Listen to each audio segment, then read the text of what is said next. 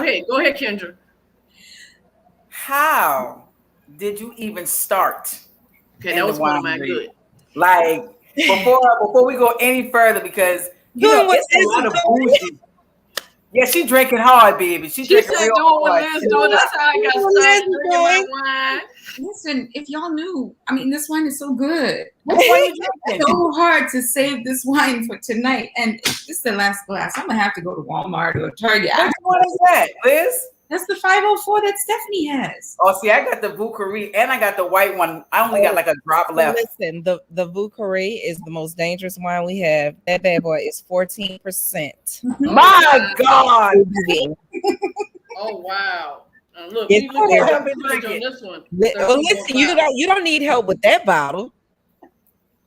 Trust me, you're gonna be all right. It's gonna be all right. Just just to make it home. You So gonna be all that's right. how you got started, by drinking wine, and you just up and said, "Well, I'm gonna just start my own winery so I can drink more wine."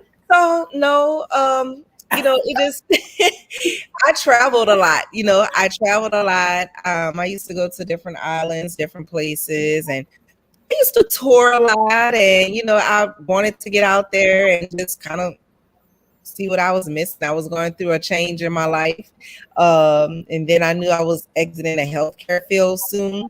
So I just wanted to do something a little different. It started off as a joke, because when I mentioned it, I was like, these healthcare people driving me crazy, and I drank so much wine, I should own the doggone winery. And so it literally started off as a joke. Wow. But later on, I was like, you know what? That is not a bad idea.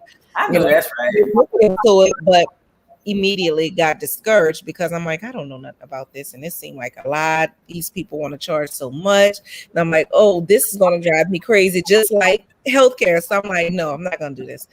And eventually I'm like, you know what? I can do this. I start looking at videos. I start doing more research.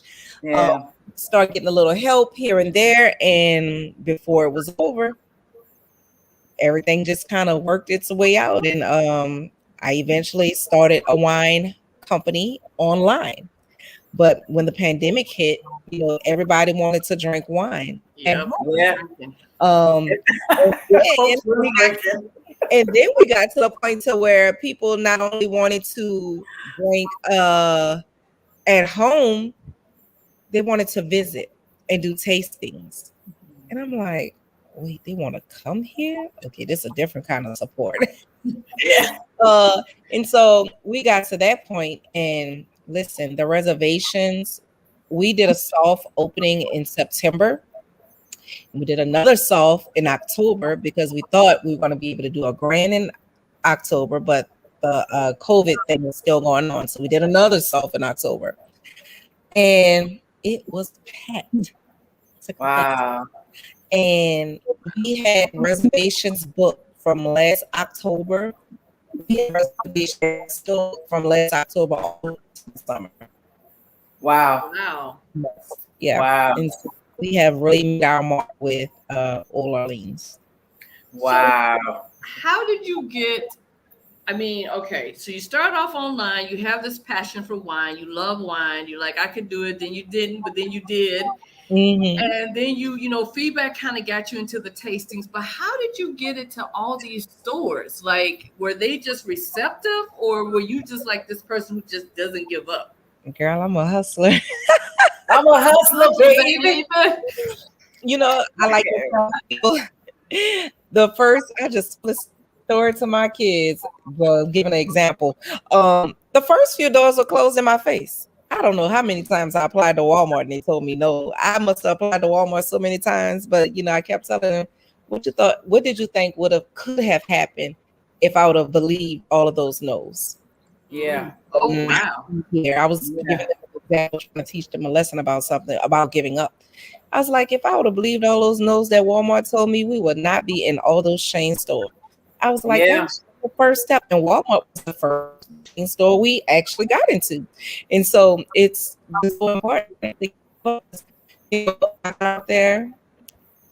And I'm a teacher. Well, was a teacher up until a week ago. So teacher of 7 years. And I would educators. Yeah. I know, right?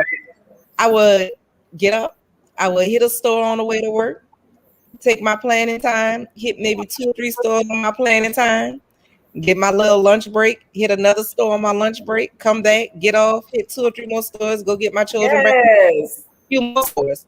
So I really hit the stores, the ground, whatever you want to call it. I hit it all. I hit it all, and I got out there and I made it work. And Yeah. a lot of times people don't understand, even though you get into the stores, you still can't stop, because even though your product is authorized, you still have to sell it into the stores. So Yeah. it doesn't stop there. I can have authorizations out of this world, but I still have to sell it into the stores. Yeah. And so it's still a lot of work. It's still a lot of me networking and calling and building those relationships and making sure I get out there to talk to people, let them know who I am. Yeah. Doing like this, podcasts, videos, sign-ins, whatever you can think of. Right. I get out there, I merchandise my own product. My kids, my schedule now, we drop them off at school. I'll stop at a store, see how the product look on the shelf, dust it off, fix the neckers, the labels messed up. I'll change the label. It's Yes. part of work. Come on, sis.